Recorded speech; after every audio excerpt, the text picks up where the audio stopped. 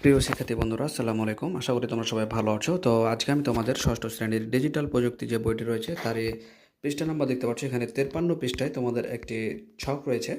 তো আজকে আমি তোমাদের সেটি সমাধান করাবো। তো দেখতে পাচ্ছ এখানে বলেছে যে ঝুঁকি, কোন ধরনের ঝুঁকি, ডিজিটাল না নন ডিজিটাল, ব্যক্তিগত গোপনীয়তা লঙ্ঘনের সম্ভাবনা, ঝুঁকি মোকাবেলার কৌশল এবং কৌশল বাস্তবায়নের সময়সীমা।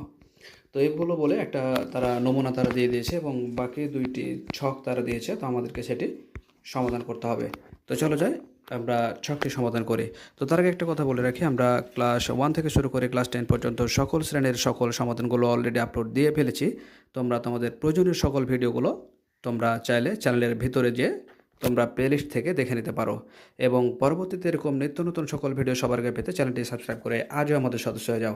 তো চলো যাই, শুরু করা যাক। তো প্রিয় শিক্ষার্থী, দেখতে পাচ্ছ যে ছকটি সুন্দর করে তোমাদের পূরণ করে দেওয়া হয়েছে। তোমরা সুন্দর করে দেখে দেখে এটা লিখে নাও, খেয়াল রাখবে যাতে কোনো কিছু ছুটে না যায়।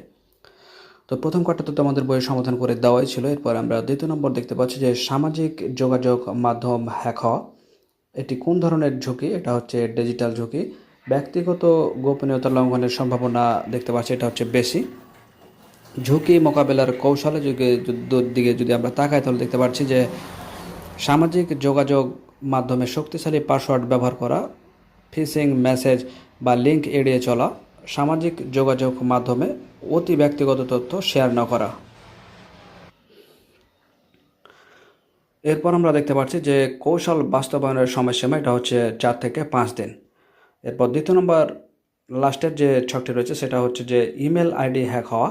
এটি হচ্ছে কোন ধরনের ঝুঁকি, এটা হচ্ছে ডিজিটাল ঝুঁকি এবং গোপনীয়তা লঙ্ঘনের সম্ভাবনা সেটা হচ্ছে বেশি। এবং ঝুঁকি মোকাবেলার কৌশল দেখতে পাচ্ছ যে ইমেল পাসওয়ার্ড কারোর সাথে শেয়ার করব না এবং যেখানে সেখানে না লিখে রাখা শক্তিশালী পাসওয়ার্ড ব্যবহার করব এবং কৌশল বাস্তবায়নের সময়সীমা 4 থেকে 5 দিন।